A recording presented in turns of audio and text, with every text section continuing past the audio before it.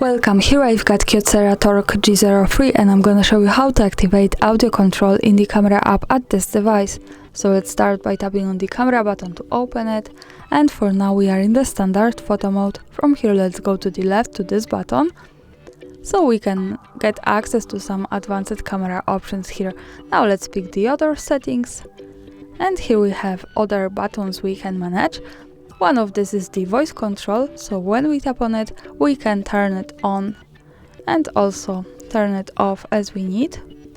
And here we have some short information from the device that we can control the camera by saying some keywords like cheese, say cheese, shutter, recording start, zoom in, zoom out, out camera, change to out camera, in camera, change to in camera, selfie, wide view camera, change to wide view camera. So this is really wide spectrum of voice control, and I suggest you to making experiments with that and just have a good fun.